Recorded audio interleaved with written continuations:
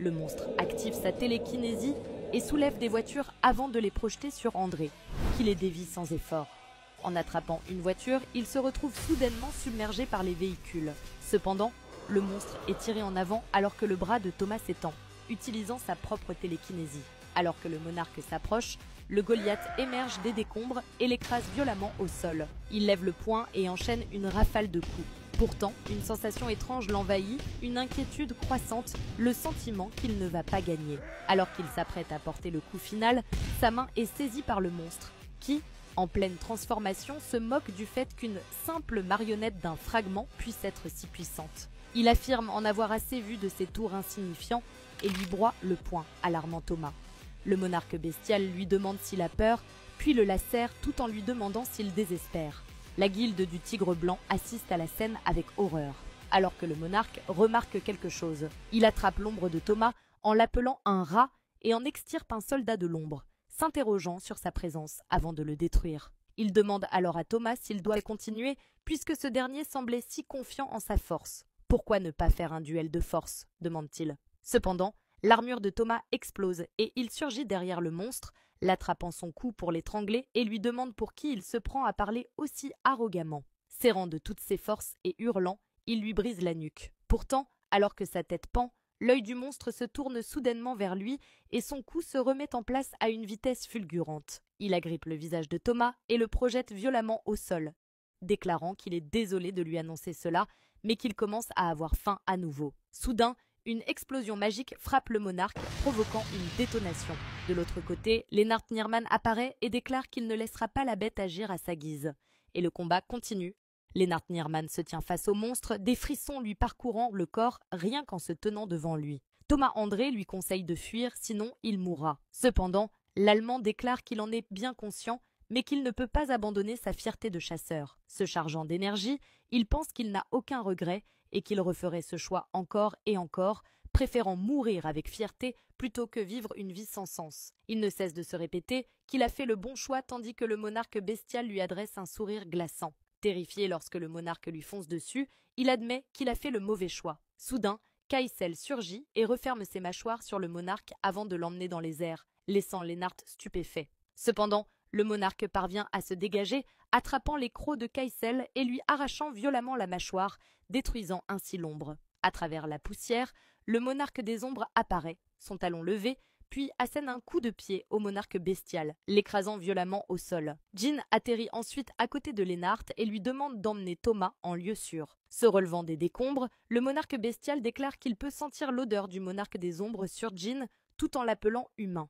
Tandis qu'il s'éloigne, Lennart crie à Jean de ne pas s'inquiéter pour eux, mais ce dernier reste concentré, percevant l'intention meurtrière du monarque et réalisant qu'il n'est pas le seul présent. Le monarque bestial demande comment il peut manier autant de pouvoir d'un être supérieur dans un corps humain. Une autre voix l'interrompt, suggérant que l'architecte a probablement trouvé un moyen puisque ça fait longtemps que le monarque des ombres a conclu un marché avec lui. Émergeant du sol, une voix murmure qu'elle pourrait manger le corps de cet humain et ajoute qu'elle s'est toujours demandé quel goût pouvait avoir un autre monarque. Restant concentré, Jean voit apparaître des notifications du système introduisant le roi des neiges, le monarque de la glace, le roi des bêtes, le monarque bestial et la reine des insectes, le monarque des fléaux. Tous reconnaissent Jean comme un ennemi. Alors qu'il est encerclé par les monarques, une colonne d'aura s'élevant jusqu'aux cieux apparaît et Jean commande « Sortez !» En un instant, son ombre s'étend et ses soldats entrent en scène. Ygritte et Acier affrontent le monarque du givre, Jima et Tank s'occupent du monarque bestial, tandis que Cupide et Beru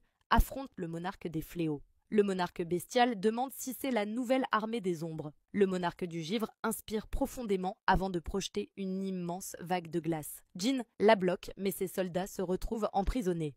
Le monarque du givre commente leur nombre, mais affirme que ses soldats ne sont que de la piétaille et qu'ils ne pourront pas bouger dans cette prison de glace. Désignant Beru, le monarque des fléaux reproche à Jean d'avoir attaqué ses enfants, affirmant qu'elle ne les avait pas vus depuis longtemps. Tout en ridiculisant sa stratégie, le monarque du givre insinue que Jean a sous-estimé les autres monarques et ajoute qu'il ne pensait pas que le monarque des ombres avait totalement absorbé le pouvoir de son prédécesseur. Il conclut en déclarant que bien que le monarque des ombres soit le plus grand, il ne faut pas sous-estimer la force des autres monarques. Brisant la glace couvrant sa main, Jean fixe le monarque du givre et dit toi. Puis il retourne sa lame et la pointe vers lui. Je vais m'assurer de te tuer. Le monarque de la glace prépare ses golems de glace et le monarque des fléaux lui demande si elle peut aussi se joindre aux festivités tout en créant une armée de morts vivants. Alors que les insectoïdes zombifiés se jettent sur Jean, il les tranche d'un coup, dégoûté en la voyant utiliser les cadavres des chasseurs. En levant les yeux, il remarque le pied d'un golem de glace sur le point de l'écraser, mais il l'esquive et remonte le long de son corps en un éclair, tranchant proprement le sommet de sa tête. Il atterrit avec style alors que d'autres golems attaquent.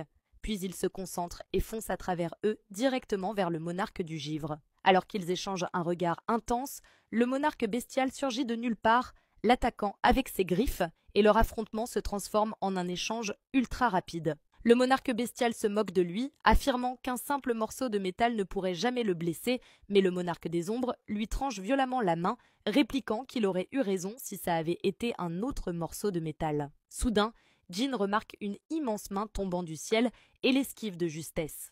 Avec 5 mains, la monarque des fléaux plane au-dessus de lui, tandis que le monarque bestial régénère sa main blessée. Prenant une pause, les 3 monarques se regroupent face à Jean. Un iceberg se fissure brutalement et une main d'ombre en jaillit, attirant l'attention de Jean alors que Beru surgit de la glace et hurle « Comment cette femme insecte ose poser ses mains sur mon roi ?» Le monarque du givre est surpris qu'un simple soldat d'ombre ait brisé un sort d'immobilisation et s'interroge sur la présence d'un soldat d'ombre de niveau maréchal entre les mains d'un humain. De son côté, le monarque bestial commande qu'un soldat d'ombre de niveau maréchal est pratiquement un dieu de la destruction. La monarque des fléaux déclare qu'un enfant qui ne reconnaît pas sa mère doit être puni. L'une de ses mains fonce sur Beru, mais il la tranche en deux d'un revers de griffe, la traitant de salope, ce qui la met hors d'elle. Atterrissant devant Jean, Beru admire sa capacité à ne pas reculer, même face à une espèce supérieure, et lui dit qu'il ne cesse jamais de l'étonner avec sa puissance infinie. Profitant de l'instant, les insectoïdes lancent une nouvelle attaque, mais le duo les élimine rapidement. Cependant, alors qu'ils sont distraits, la monarque des fléaux envoie ses mains qui transpercent Beru et projette violemment Jean au sol. Alors que Jean tente de se relever, la bataille continue. Avant que Jean ne puisse se relever, le monarque de la glace utilise sa compétence. Des lances de glace couvrent le ciel frappant Jean simultanément, mais il les dévie toutes très rapidement. Fixant le monarque du givre d'un regard perçant, le monarque lui demande combien de temps il peut tenir face à leur attaque en tenaille lorsqu'une des dagues de Baruka transperce soudainement son cœur. Jean lui rappelle qu'il ne s'en sortira pas vivant. Le monarque du givre en colère répond « Espèce d'insolent, le vulgaire humain, que tu oses prononcer ces paroles face à moi, un monarque. » Il remarque que bien qu'il ait été touché en plein cœur, cela ne semble pas être une blessure fatale pour eux. Jean bondit sur le monarque du givre et utilise ruée de dagues, mais ce dernier se contente de sourire tandis que le monarque des bêtes surgit, tendant son bras et invoquant une énorme lame. Il tranche le dos de Jean qui crache du sang, terrifiant Beru qui crie « Mon roi !» Cependant, le monarque des fléaux apparaît derrière lui, se présentant sous le nom de Kérécha, monarque des fléaux, et la mère de tous les insectes existants. Elle l'agrippe alors qu'il se débat et lui dit que même s'il est ingrat, elle l'accueillera toujours comme l'un de ses enfants. Au même moment, le monarque des bêtes se dresse devant Jean, affirmant que c'est la fin pour lui. Désespéré, Beru hurle déclarant « Bande de serviteurs inutiles, que faites-vous? Dépêchez-vous d'aider votre roi. » Prisonnier de la glace, Cupide déclare qu'il sera celui qui arrachera le dernier souffle de leurs ennemis. Il brise alors la glace et se libère. En l'apercevant, le monarque des bêtes note qu'il devait être un puissant guerrier de son vivant. Le monarque du givre ajoute que les soldats d'ombre de haut rang commencent à se libérer, alors qu'Acier, Ygritte et Croc sortent de leur prison. Le monarque du givre s'approche de Jean et lui dit que sa blessure est mortelle et que la partie est terminée. Mais Jinwoo se relève et lui demande s'il parle vraiment de cette simple coupure avant d'utiliser sa compétence régénération. Le combat continue. Les gens regardent Jean affronter les monarques depuis New York, Londres, Shanghai et Paris. De retour en Corée, Lennart décrit la scène comme si une tempête faisait rage autour de Jinwoo. Thomas André demande ce qui se passe et l'Allemand lui répond qu'il a l'impression d'assister à la fin du monde. Observant de loin, Baek se demande s'il s'agit vraiment du Jinwoo qu'il connaît. Il savait qu'il était un chasseur capable de croître en puissance, mais il se demande à quel point il a pu devenir plus fort en si peu de temps. Pendant ce temps, Ygritte et Acier combattent la bête, tandis que le monarque du givre retient Cupide et Tusk et que Beru tranche les doigts de Kérécha. Furieuse, elle attaque. Cependant, Jinwoo apparaît derrière elle et lui parle de la prophétie de l'architecte, qui lui a annoncé qu'il mourrait des mains des piliers de feu soutenant le monde, mais il n'a pas précisé si les piliers finiraient par s'effondrer ou non. Jin tranche alors la gigantesque tête du monarque en deux. Ailleurs, debout sur un toit, Lim Tae-gyu réfléchit à sa position et comprend que ce n'est pas un combat dans lequel il peut interférer. Pendant 30 minutes, les assassins d'élite de la guilde des faucheurs ont été déployés dans toute la zone. Dès qu'ils recevront le signal, ils concentreront leur feu de soutien sur l'ennemi, espérant lui infliger des dégâts mortels. Tae-gyu se demande combien d'entre eux survivront s'ils exécutent ce plan. Il sait qu'ils mourront s'ils ratent leur tir et qu'ils mourront même s'ils réussissent, car leur adversaire est un monstre que même Thomas André n'a pas pu soumettre. Soudain, une main se pose sur son épaule. Un homme mystérieux lui dit de simplement s'asseoir et regarder. Terrifié, Tae-gyu bondit en arrière et pointe son arme dans sa direction, les yeux écarquillés. Au même moment, des chasseurs se rassemblent pour évacuer la population et traquer les bêtes magiques. Mais aucun d'eux n'est capable d'interférer dans le combat. Tout ce qu'ils peuvent faire, c'est attendre que tout se stabilise et observer la fin de la bataille qui approche. Préparant une attaque, elle répand un liquide sur Jin, qui réalise qu'il s'agit d'un poison. Il se moque du monarque, car sa capacité de détoxification l'annule instantanément. Fou de rage face à ses railleries, Queresha fonce sur lui, prête à le déchiqueter, mais Jinwoo l'arrête en plein vol grâce à l'autorité du souverain. Paralysé et incapable de bouger, Jin se projette devant elle et utilise la compétence mutilation pour la réduire en charpie. Sentant sa mort imminente, elle murmure « C'est donc ça la mort ?» Une obscurité si profonde qui surpasse même la nôtre, se naît dans l'obscurité. Cette obscurité est si éblouissante, dit-elle avant d'exploser violemment, et une notification apparaît. Jinwoo a vaincu Queresha, la monarque des fléaux, l'une des 9 monarques. Son niveau augmente de 3 et la bataille des monarques continue. À la mort de Queresha, le monarque du givre est choqué de voir Jin puiser dans le pouvoir du monarque des ombres et craint de nouveau expérimenter la peur d'un des plus grands monarques qui ait régné sur cet univers. Cependant, le monarque bestial le rassure en lui disant de ne pas avoir peur car Jin est épuisé. Il lui affirme qu'il n'a pas à s'inquiéter en étranglant Beru, expliquant que la fatigue de Jin et sa dépendance de ces minables insectes prouvent qu'il est encore incomplet et qu'il ne représente pas une réelle menace pour les véritables monarques. Alors qu'il resserre son emprise sur Beru, Jin réalise que celui-ci est en train de disparaître et se demande si la même chose s'est produite avec son ombre sur Thomas André. Il tente d'annuler l'invocation de Beru, mais est choqué d'être averti qu'il ne peut pas. Le monarque bestial l'observe avant de bondir sur le côté pour éviter une attaque de Jin, qui parvient néanmoins à sauver Beru. Le monarque du givre approuve les paroles du roi des bêtes et invoque des pics de glace autour d'eux. Il dit à Jin que sa confiance en son pouvoir est mal placée, car celui-ci est sans maître.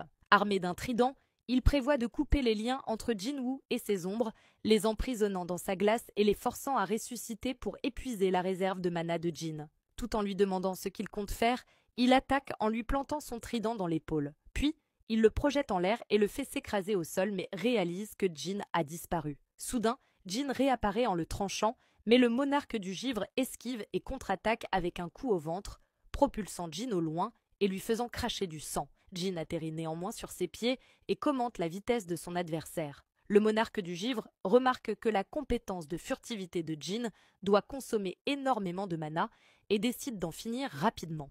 Jin l'observe foncer sur lui et les deux s'élancent dans un échange fulgurant. Mouvement, vision, respiration, flux de mana, il peut tout voir. S'il pouvait seulement être plus rapide que lui, le monarque du givre lui dit qu'il ignore ce qu'il prépare, mais que cela ne sert à rien, puis il invoque une faux et lance une attaque glaciale avec ses armes.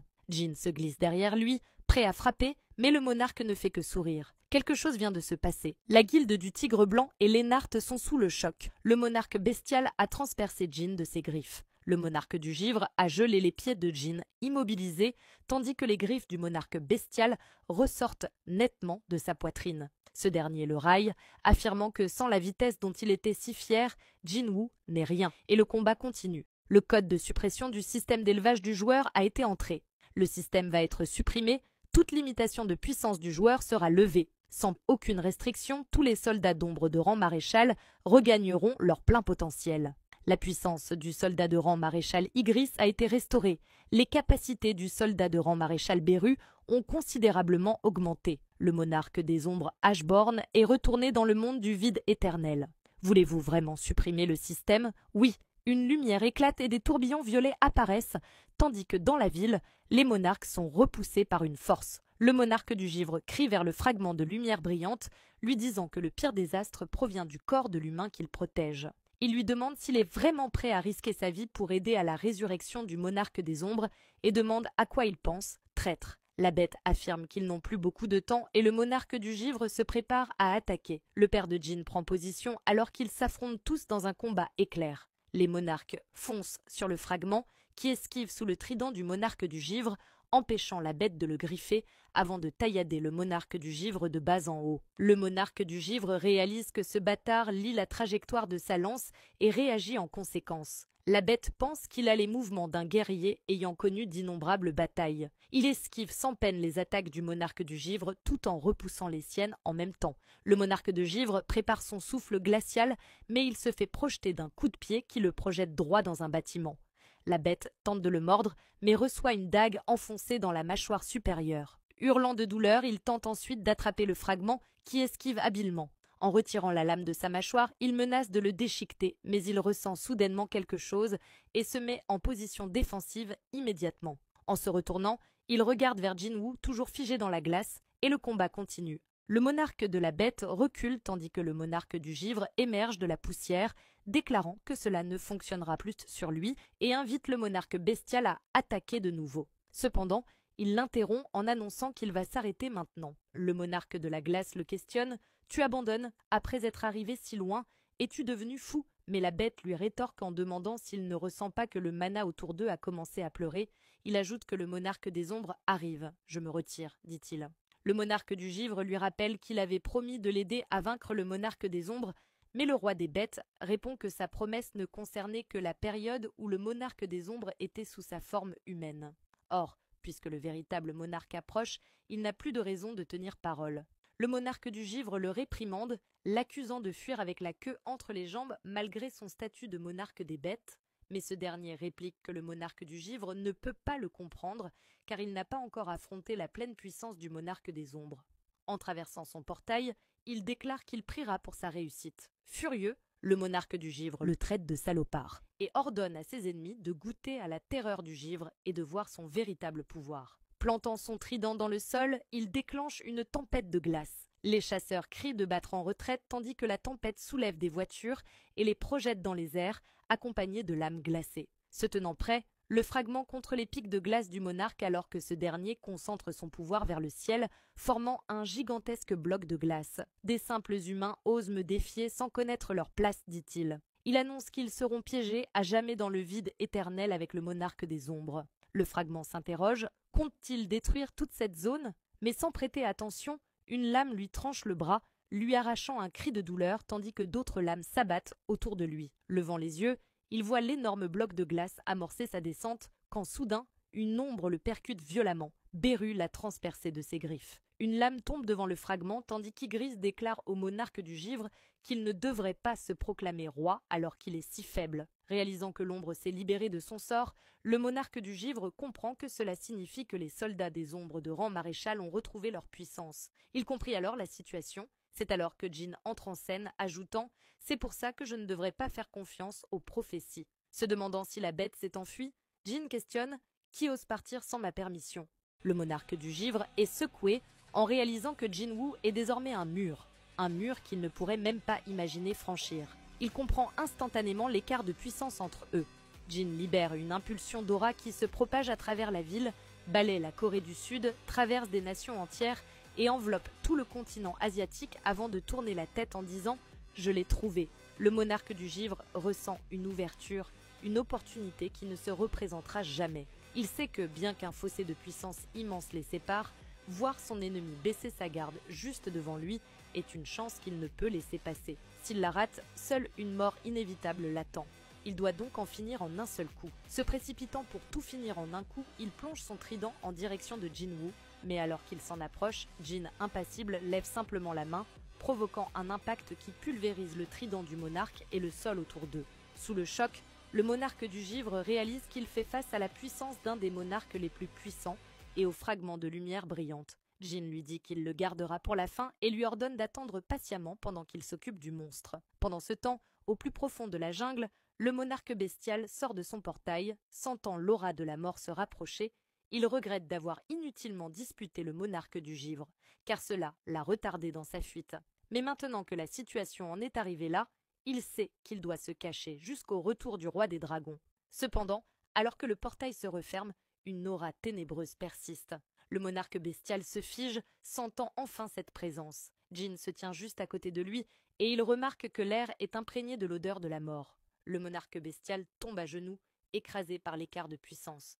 Il sait qu'il ne peut ni fuir ni gagner. La peur de la force que l'expérience lui a appris à connaître baisse la tête, obéit-lui. Son instinct lui hurle de se soumettre. Baek est enfin vengé. Il incline la tête et dit au monarque des ombres: « Moi, le roi des bêtes, ne souhaite pas vous combattre. » Il implore son pardon pour ses péchés et jure fidélité. Il ajoute qu'à l'avenir, le roi des dragons viendra sur cette terre avec ses soldats et lui, avec son armée de bêtes, prêtera main forte au monarque des ombres. Jin accepte sa soumission et le monarque bestial sourit, convaincu de sa propre ruse. Quel idiot, il n'est pas le vrai monarque des ombres, pense-t-il. Il pense que si Jin était vraiment le monarque, il ne lui pardonnerait jamais, surtout après l'avoir déjà trahi et tenté d'éliminer son hôte. Se fiant à la naïveté des humains et à leur tendance à pardonner, il espère simplement gagner du temps jusqu'à l'arrivée du roi des dragons. Quand ce moment viendra, il prévoit de réduire son corps en pièces, mais avant qu'il ne puisse aller plus loin dans ses pensées, Jin l'interrompt. « Avant ça, nous devons régler nos dettes. » Jin porte 5 cicatrices laissées par les griffes du monarque bestial qui lui ont transpercé le cœur. S'il parvient à survivre à 5 attaques en retour, il lui pardonnera. La panique envahit le monarque bestial. Se sentant insulté par cette provocation, il se transforme en un immense loup, débordant de rage, face à l'audace de Jin de le défier ainsi, lui, le roi des bêtes. Il saute sur Jin prêt à le croquer. La bête déclare que même si sa vie doit se terminer ici, Jin ne s'en sortira pas indemne. Elle hurle alors que Jin se tient debout, invoquant une seule dague. Fendant la jungle à toute vitesse, Jin tranche la ligne d'arbre en même temps que le monarque, faisant voler sa jambe. « Il en reste 4, dit Jin. De retour en ville, le monarque du givre observe la situation, pensant qu'il ignore l'existence de cette fourmi qui soigne les humains, mais celui-ci est clairement un problème. Il sait qu'il l'a déjà vu par le passé, le chevalier de la mort, l'un des 2 généraux de l'armée des ombres, Ygritte. Maintenant qu'il peut utiliser toute sa puissance, il devient vraiment gênant. Tant que le monarque des ombres a du mana, ils peuvent se régénérer. En revanche, le monarque du givre ne peut pas récupérer le mana qu'il a utilisé pour sa transformation. Esquivant une des frappes d'Ygritte, le monarque lui ordonne de ne même pas penser à faire quelque chose d'aussi futile et lui demande s'il croit vraiment pouvoir tenir encore longtemps face à lui. Plantant son épée dans le sol, Jin observe à travers et commence à traverser la porte dissimulée sous la cape d'Ygritte. Maintenant, on le sait, le flot a été rebaptisé Sung Jin-woo. Le monarque du givre est troublé en voyant les dents de la bête tomber au sol. Jin annonce que le monarque bestial est mort et le monarque du givre est choqué qu'il ait pu le tuer en seulement quelques minutes d'absence. Jin déclare « Le monarque des fléaux, le monarque des bêtes et le monarque de la glace ». La mort de ces 3 monarques servira d'avertissement aux autres. Furieux, le monarque du givre contre-attaque mais il est soudainement poignardé par une dague, puis par une autre. Il prépare un souffle de glace mais Jin lui couvre la bouche, invoque une dague et lui lacère le torse. « La bête est morte au 4e coup, dit-il. Voyons combien de temps tu tiendras. » La peau du monarque de la glace se fissure et il hurle tandis que son corps se brise et se dissout en cendres qui s'élèvent vers le ciel. Beru se présente et Jin lui demande des nouvelles de la personne qui l'a protégé plus tôt. On lui répond qu'il a disparu. Jin aperçoit alors une dague au sol et la ramasse. En laissant des empreintes sanglantes, il s'effondre. Haletant, tandis que son corps se désagrège, Sung Il-hwan devine que c'est la conséquence d'avoir reçu le pouvoir divin dans un simple corps humain. « Ce n'est pas grave, c'est ainsi que cela devait être, dit-il. » Soudain, une lame tournoie à ses pieds. Jin demande « Tu pensais vraiment que je ne le saurais pas si tu partais comme ça ? Pourquoi es-tu encore parti sans un seul mot, papa ?» Et l'arc continue. Le jour où les cris du monarque des ombres secouèrent le monde, c'était le jour où le prélude de la guerre s'éleva. Un drone rapporte que le chasseur Thomas André n'est pas dans un état critique et on peut voir que des ambulances transportent les blessés vers les hôpitaux locaux. Le monstre qui a massacré les citoyens a cessé de bouger. Seules ses traces demeurent après qu'il se soit transformé en cendres. Jin étreint sa famille, tandis que Choi Jong-in vérifie l'état de Baek Yoon-ho et Woo Jin-chul suppose que tout est fini maintenant. Se rappelant des funérailles de Go, où Jin lui avait dit qu'il tuera le monarque de la glace, après il pourra le remercier. Baissant la tête, il remercie Jin. Le bureau des chasseurs annonce que les monstres apparus dans la ville sont des bêtes démoniaques non identifiables. Les dégâts causés à la ville par les bêtes démoniaques furent énormes. Cependant, la véritable catastrophe allait arriver dans quelques jours. Des milliers de chasseurs se tiennent prêts. Liu Jigang qualifie la porte colossale d'énorme comme il l'avait entendu, disant que même si tous les chasseurs du monde se rassemblaient, ils pourraient simplement être aspirés dans cette porte et disparaître. Thomas annonce que cela va commencer bientôt, tandis que le président pense que c'est la première fois qu'autant de chasseurs du monde entier se sont rassemblés en un seul endroit et se demande combien d'entre eux survivront. Jin Woo se tient à l'écart, l'air stylé. Cha Hae-in dit qu'elle n'a jamais vu Jin aussi nerveux. Jin répond « Ah bon, bientôt, la porte s'ouvrira ». Elle se fissure et tout le monde se prépare pour la bataille. Une aura noire s'en échappe et il voit une armée massive. Jin se rend compte de quelque chose alors que des soldats d'argent et des dragons géants sortent de la porte. L'un d'eux semble plus cool que les autres. Hurlant pour lancer l'attaque, les tanks se préparent aux côtés des soigneurs et des mages lorsque, soudainement, l'ordre est donné de ne pas bouger. Un cessez-le-feu est décrété et le président Wu Jinchul demande à Jin pourquoi. Il répond « Tout va bien, monsieur le président ». Les soldats d'argent s'abaissent alors que Shuai s'interroge sur ses intentions, se demandant s'il compte vraiment faire face aux créatures sans les attaquer alors qu'elles sont encore en l'air. Jin avance vers l'armée des soldats d'argent. Face à l'un d'eux, ils échangent un regard, puis soudain, celui-ci pose un genou à terre, se présentant comme le grand maréchal Bélion. L'armée des ombres tout entière s'incline respectueusement pour saluer son roi. Le président reste sans voix, tout comme Thomas André et Lennart, qui savent que même un seul de ces dragons pourrait menacer l'humanité, et pourtant, 3 d'entre eux sont réunis en un seul endroit. Jin Woo comprend, c'est l'armée du royaume des ombres laissée par Ashborn pour lui. Prenant conscience de la puissance de son armée, il sait que la véritable guerre commence maintenant. Quelques jours plus tard, dans la salle de réunion du comité des mesures d'urgence de l'Association des chasseurs de Corée, il est annoncé que la presse étrangère exige une explication officielle des événements. Le bureau des chasseurs américains demande la localisation du chasseur Song Jin-woo. Le quartier général de gestion des catastrophes de la ville demande s'il est possible d'autoriser les évacués à rentrer. L'émission Jimmy de la chaîne des chasseurs demande une interview avec Song Jin-woo. Un homme exaspéré remarque que les invocations du chasseur Song ont vraiment dû apparaître de cette manière, mais le président lui rétorque s'il aurait préféré que ce soit des créatures démoniaques qui sortent du portail à la place. Que plutôt que de recevoir des demandes d'interview, il devrait recevoir des appels des familles des chasseurs morts et ne s'en tirer qu'avec la liberté relative dont ils jouissent en ce moment. Jinchul réfléchit. Des centaines de milliers de créatures démoniaques sont sorties du portail colossal et elles ont toutes été absorbées dans l'armée de Jin-woo. Il sait à quel point tout le monde est perturbé par la soudaine disparition de Jin-woo, mais ce n'est pas la première fois qu'il disparaît ainsi. Ils doivent commencer à s'y habituer. Si même l'association des chasseurs ne peut pas comprendre les épreuves que traverse le chasseur Sung, alors qui le pourrait? L'homme s'excuse immédiatement, reconnaissant son erreur. Soupirant, le président se demande ce que fait Song Jin-woo en ce moment.